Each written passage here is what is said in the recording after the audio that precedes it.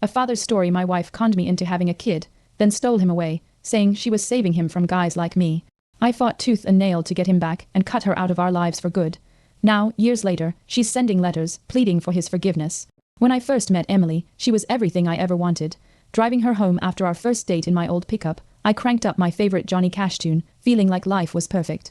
That night, under Indiana's starry sky, Emily leaned back, her hair catching the glow of the dashboard lights, a faint smile curling her lips as I butchered Ring of Fire, with my off-key crooning. She said she wasn't big on country, her city girl roots leaning more toward indie rock, but by the chorus, she was tapping her foot, humming along. I glanced over, saw her silhouette against the cornfields flashing by, and thought, this is it. She gets me. I was ready to build a life with her, to protect her from anything. God, I was so naive. We met at a county fair in Spencer, Indiana, where the air smelled of fried dough and cotton candy, and kids screamed on rickety rides. Emily was working a booth for a local animal shelter, her brown eyes sparkling as she handed out flyers, coaxing strangers to adopt scruffy mutts. I was there with my brother, Pete, nursing a lukewarm beer when she caught my eye. She had this energy, warm, magnetic, like she could make anyone feel seen. We talked for hours about dogs, small town life, and how she'd moved from Chicago to find herself. I asked her out, and that first date in my '98 Ford, with Johnny Cash's gravelly voice filling the cab, felt like the start of something big. We got married 2 years later in a little church off Route 46, with wildflowers in mason jars and a potluck reception in the church basement. Life was good. We bought a fixer-upper in a sleepy town outside Indianapolis, a two-story with creaky oak floors, a sagging porch swing, and a backyard full of dandelions Noah would later call wish flowers. Noah, our boy, came along soon after, a squirming bundle with my crooked nose and Emily's big brown eyes. His giggle was pure magic, the kind that could pull you out of the worst day. I worked long hours at the auto shop, coming home with grease under my nails, but no, as chaos his sticky fingers, his dinosaur roars, made it all worth it. But Emily started slipping away. It wasn't overnight, more like a slow bleed you don't notice till it's too late. She'd get prickly, snapping over small stuff, my boots by the door, a forgotten load of laundry, the way I'd sprawl on the couch after a 12-hour shift. You think I'm your maid, she'd hiss, her voice sharp as a knife, but it wasn't just chores. She'd turn it into something bigger, saying my mess proved men don't value women's work, that I was part of some grand problem. I'd stand there, dumbfounded, wondering where my wife went. It started when she joined a women's empowerment group at the town library. Sounded harmless book discussions, self-help stuff, a chance for her to make friends in a place where she felt like an outsider. But the group wasn't what it seemed. They called themselves activists, but their meetings were less about uplifting and more about tearing down. I didn't get it at first, thought maybe Emily needed a vent session with other moms. But she'd come home wired, eyes blazing, spouting ideas that didn't sound like her. About how men were wired to oppress, how society needed a reset. I'd try to laugh it off, say, babe, I'm just a guy fixing transmissions, not running the patriarchy. She'd glare, like I'd missed the point. I got a real taste of her crew at a potluck we hosted one summer. The air was thick with humidity, cicadas buzzing, and the backyard smelled of charcoal and cut grass. I'm hauling in their Pyrex dishes, trying to be a good host, when one of them, a woman with a buzz cut and a permanent scowl, snaps, we can carry our own stuff. I shrug, keep smiling, but when I pick up the tab for the extra beers and sodas, another one leans in, muttering, women aren't here for your charity. I'm thinking, okay, fine. And ask if they want to chip in. Dead silence. They'd pounce on anything I did holding a chair, flipping burgers like it was a personal attack. These women lived for conflict, twisting every move into proof of some sin. I saw it then. They were trouble, and Emily was falling in with them. Our fights got weirder, more unhinged. If I left a coffee mug in the sink, Emily'd say it showed men's systemic disrespect. If I tried to add a song to her phone's playlist, she'd call me controlling, like I was trying to run her life. It was like she saw me as a cartoon villain, not the guy who'd held her hair back when she had morning sickness. I started wondering if she was okay. Maybe stress, maybe hormones, but the truth was staring me down. Her library group was feeding her this toxic mix of rage and dogma, and our marriage was crumbling under it. I wasn't ready to throw in the towel though. Not for me, not for her, but for Noah. He was 5, this bright, curious kid who'd run to Emily every evening, shouting, Mommy. Like she was his whole world. He'd curl up with her on the couch, clutching his plastic T-X, while she read him stories about brave knights and talking animals. I couldn't let that fall apart, so I tried everything.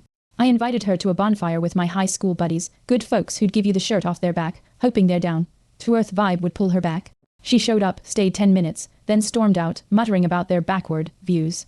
I went big.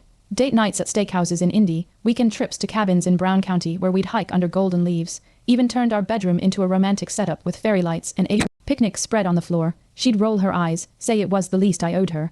Each rejection was a gut punch, but I kept swinging. I even tried stepping into her world. I'd choke down her angry protest music, full of screams and cussing, nodding like I got it. I'd parrot her group's buzzwords, privilege, toxic norms, hoping to find common ground. One night, I dragged myself to their poetry slam at the local coffee shop, the air thick with espresso and pretension. I clapped for their rants, feeling like an alien, but thinking maybe Emily'd see I was trying. For a second, I thought it was working. She smiled at me, a flicker of the old her. But it was a mirage. One evening I come home, the house too quiet, and find Noah sobbing in his room, curled up on his dinosaur blanket. Emily's downstairs, texting, not a care in the world. My heart's hammering as I kneel beside him, whispering our breathing trick. Slow inhale, hold, exhale. To ease his hiccuping cries. That's when I see it. Bruises on his arms, his legs, dark and deliberate, like someone gripped him hard. Not kid stuff, adult hands, my stomach lurches. I wrap Noah in his jacket, drive him to Pete's place, his little hand clutching mine in the back seat. Pete's wife, Karen, takes him in, promising hot cocoa and cartoons. I head back, rage boiling, and confront Emily. She's on the couch, phone glowing, looking bored. Did you do this? I ask, voice shaking. She smirks, says I'm hysterical. That she's teaching Noah not to be like other men. I'm seeing red, picturing my kid's tears, but I choke it down. We're done. I say and walk out, the door slamming like a gunshot. I think it's over. I'm so damn wrong. A few weeks later, I'm at the shop, elbow deep in a transmission, when my phone buzzes. Pete's security system.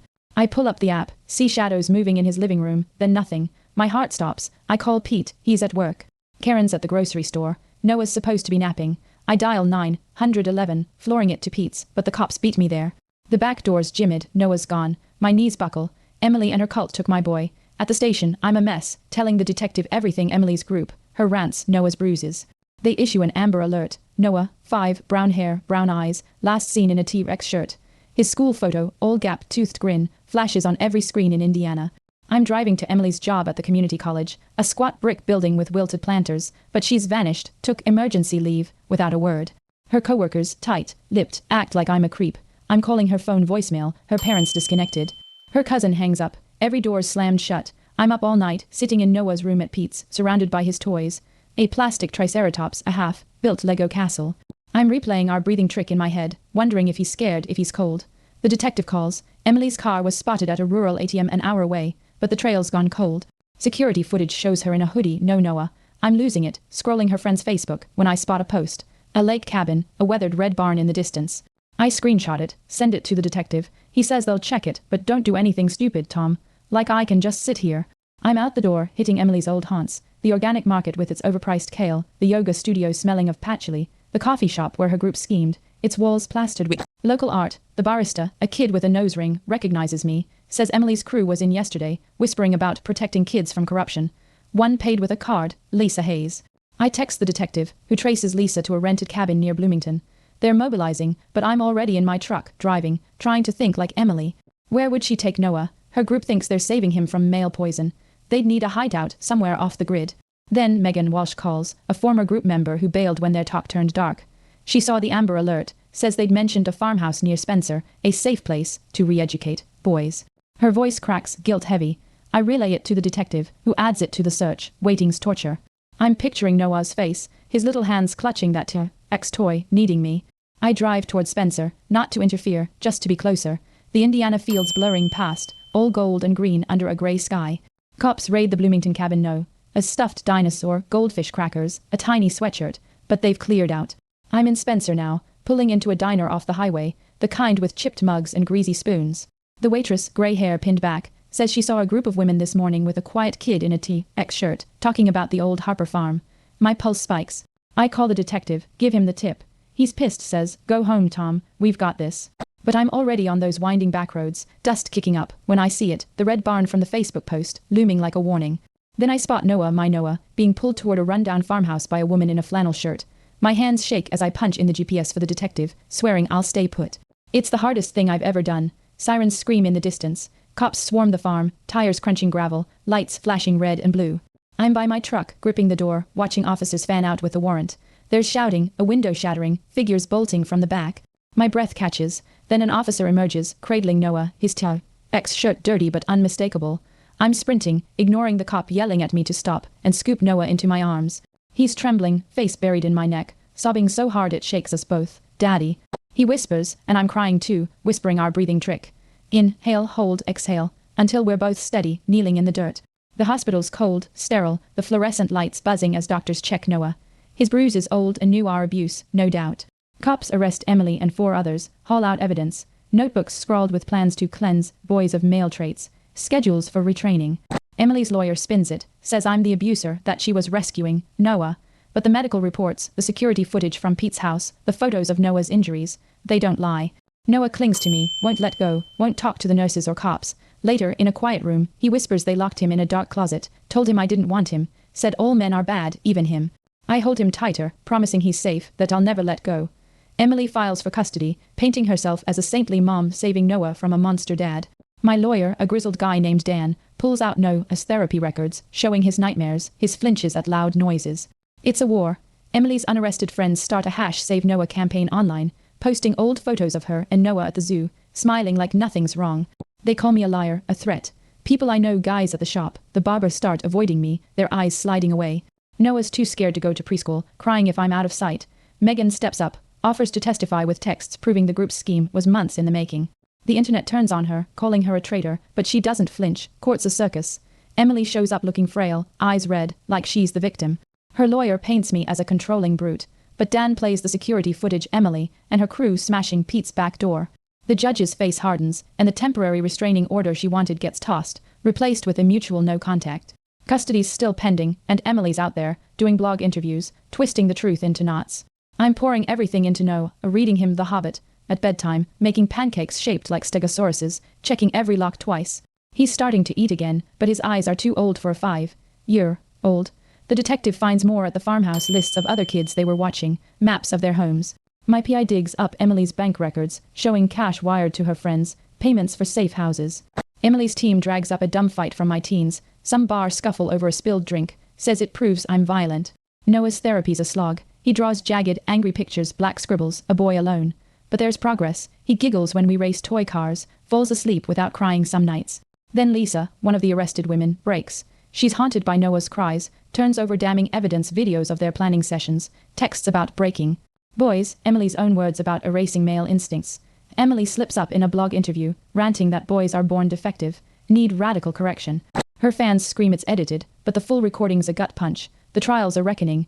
Megan testifies, voice steady, laying out how the group slid from empowerment to obsession. Noah's medical records, Lisa's evidence, the farmhouse notebook, sits a slam dunk, guilty on all counts, kidnapping, child abuse, conspiracy. Emily's stunned, like she believed her own lies. Her friends get slapped with sentences, some lighter, some heavy. Custody's a formality after that. I get full rights. Emily's barred from contact unless Noah's therapist, a kind woman named Dr. Ellis, says it's safe. Emily loses it in court, screaming about male bias, her lawyer dragging her out. Noah's nightmares linger, waking up gasping, but he's home. We move to a small town in Michigan, a place with wide lawns and quiet streets, far from Indiana's ghosts. New house, new school, new therapist. Noah asks about Emily, his voice small. I tell him her mind's sick, that it's not his fault, that he's safe now. He's playing soccer, having sleepovers, building forts in the yard, but some days a shadow crosses his face, and I know he's back in that closet. School starts, and I'm a paranoid wreck, meeting with the principal, checking the campus locks, idling in the parking lot till Noah's safely inside.